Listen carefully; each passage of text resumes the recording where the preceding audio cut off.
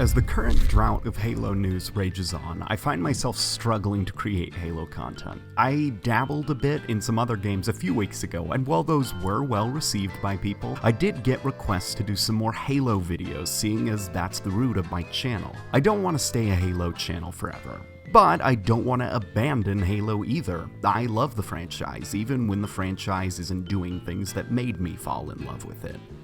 Right now, I just want to solidify my stance on enhanced mobility, a topic that's been done to death and honestly probably didn't need this kind of video, seeing as there's no way the feedback that I give will impact Halo 6 because it's right around the corner. That being said, I do know that people at 343 do watch my videos, and part of why I do these kinds of scripted videos is so I can create a digestible and fun breakdown of my opinions, just so that the people of 343 can see what a veteran is thinking of the direction that the series is taking, and so that maybe some fans who don't like the new direction and don't know how to properly articulate it have an outlet for their opinions as well. Does this mean that I hate the series because certain aspects are alienating me? No. As a massive fan of Halo, I also happen to be its harshest critic. Now keep in mind that this is just how I personally feel about the series and why certain aspects of it are alienating me. You are free to disagree or completely agree, it's ultimately up to you. Without further ado, let's begin.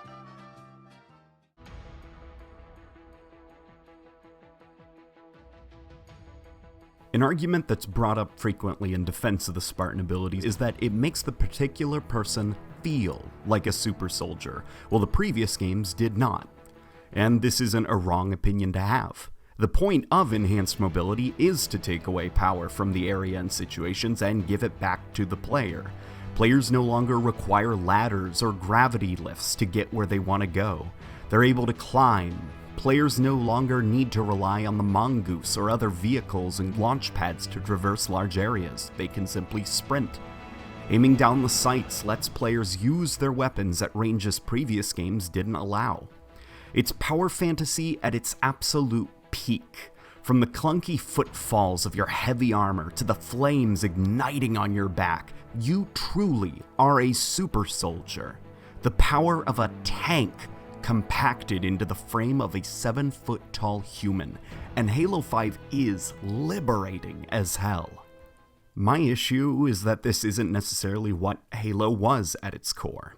It was a power fantasy, yes, but the power fantasy didn't come from how fast you could move, or how many ladders you could give the middle finger to as you clambered up to ledges on your own. It was via the creativity that the player had and how you could turn the level and toys in the level against the Covenant. It came from how quickly you could utilize external elements to compensate for impossible odds that your core gameplay just simply couldn't beat. And depending on how the developer rearranged these tools and external elements, it crafted different situations. Is this to say that Halo 5 doesn't do some of these things at least? No, not at all. Compared to other shooters on the market of next-generation consoles, Halo 5 is certainly way more friendly than, say, Call of Duty World War II in how much it trusts its player and has player agency in mind. It isn't quite as focused, though, on its internal sandbox as previous games in the franchise.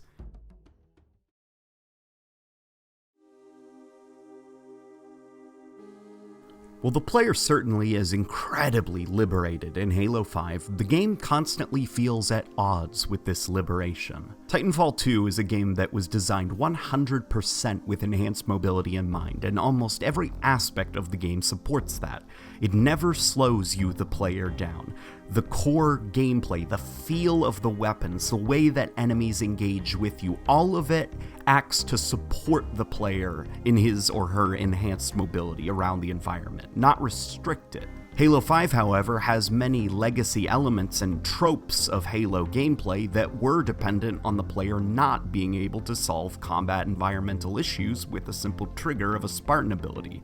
And due to this, certain areas of Halo 5 feel either underbaked or as if the game is angry at you and deliberately trying to halt your progress and force you to play more like a classic Halo game. A common sentiment in Halo 5 is that fighting AI isn't quite as much fun as it used to be. This is in part due to how many enemies there are on screen, which tends to make what should be a fun, simple engagement really just a long, drawn-out shooting gallery. The reason why enemies feel so much more tedious to play is that in previous games, their AI were programmed with the knowledge that the player wasn't able to clamber places randomly at any time. They weren't able to randomly have a burst of speed by sprinting at any given time, or have a variety of automatic weapons that they could now use at long ranges at any given time, or thrust in a random direction at any given time.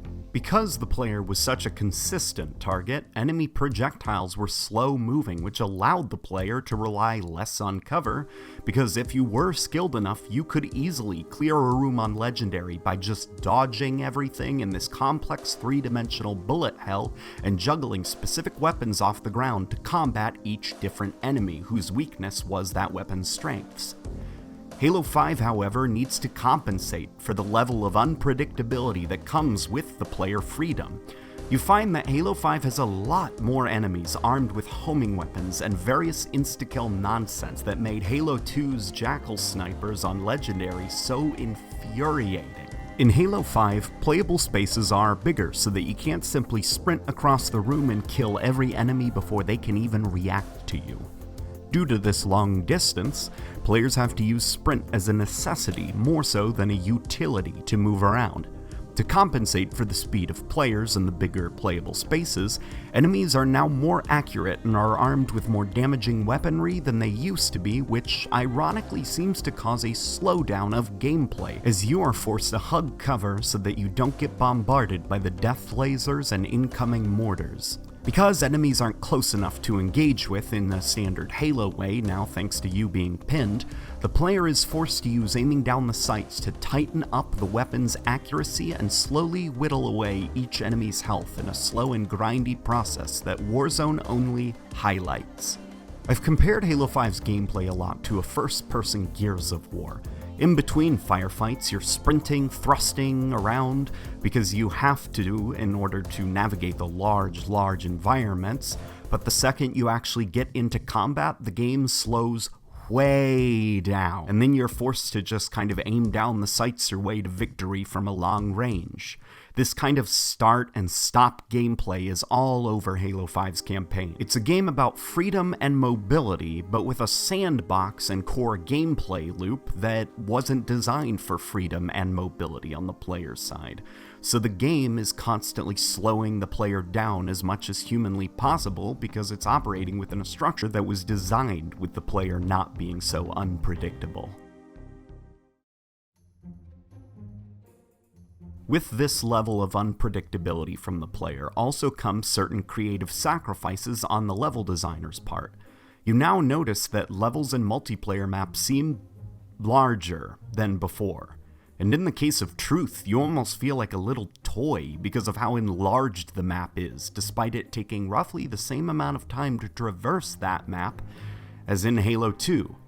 Ledges are now way taller than they used to be because developers don't want players to randomly use the Spartan abilities to break map flow.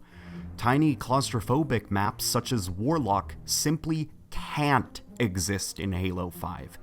It's too small and the Spartan abilities would break it. Same reason classic midship couldn't return in its classic scale. The Spartan abilities would have broken it. And that's why it was artificially grown in size. You can actually find certain sections in Halo 5's Vidocs where the developers talk about doing extensive testing to make sure that players can't simply use the Spartan abilities to break out of the maps themselves, let alone break the pacing of the maps. The irony here is the more liberated the player is, the harder the developer has to try to keep that player contained within the video game.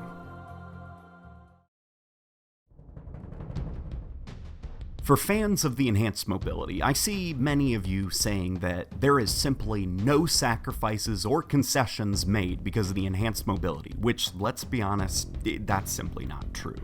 And that's okay as well. Classic Halo had to make concessions of its own when it came to big maps or levels. It had to employ vehicles, otherwise the player would find themselves on maps such as Avalanche, which I found to be very poorly paced in big team battle due to how little vehicles there were and jump pads. The difference though is that with Avalanche and Classic Halo, that problem could easily be fixed by adding more vehicles and more jump pads. Tactical placement of vehicles, scoped weapons, and jump pads can make big maps work, while there's nothing to make small Warlock-type maps work in Halo 5. This is because the Spartan abilities are tied directly to the player instead of being an external part of the sandbox. For Halo 5, you can't simply not have sprint on one map and have sprint on another map. It doesn't work that way. It's core gameplay. While in Halo 3, you can have a mongoose on one map and not have that mongoose on another one. I want to actually bring up truth and midship again, because I think that there's a very interesting point about how it takes the same amount of time to traverse both maps in their respective games. Every clamberable edge in Halo 5 you can also just crouch jump to in Halo 2. The only difference between the two games is that in Halo 2, you can fire your weapon and throw grenades and melee while making these jumps. With running along the map, you can traverse the map in Halo 2 with your weapon constantly raised. Due to this, you're always in a gunfight or lobbing grenades without breaking pace. In Halo 3, midship is one of the fastest paced maps, and just in general, midship is one of the fastest paced maps in the series, while truth in Halo 5 is considerably slower in pace, in part due to the speed up, slow down gameplay and the 8-second player respawn timer that was honestly probably put in place in Halo 5 because a simple 3-second respawn timer would absolutely destroy any sense of tactical gameplay, with players constantly respawning and flying around everywhere, being killed and only to come instantly back to the fight before you have a chance to even recover. And this only makes the game feel even slower. As I said before, this is just how I personally feel about the Spartan abilities in Halo 5. The enhanced mobility trend in the AAA scene is dying off. Games such as Call of Duty are going back to their gameplay roots, and I bet that Halo 6 is sadly too far along in development to do the same. I doubt that Halo 6 will be a bad game in the same way that Halo 5, now that it has all its content, isn't a bad game either. It just won't be why I buy Halo games and why I enjoyed the series growing up. It's a sentiment that a lot of players are feeling, and I think a lot more players than 343 seems to realize.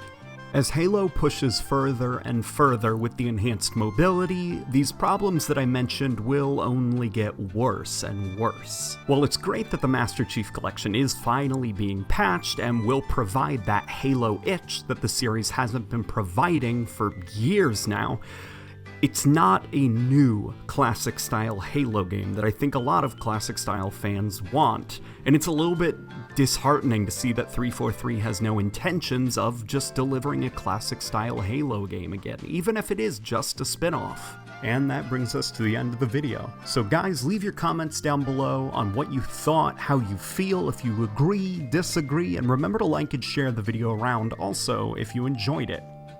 I'm also curious to see what kind of videos you guys want to see in the future. Leave some suggestions down below, and I'll see you guys on the next video.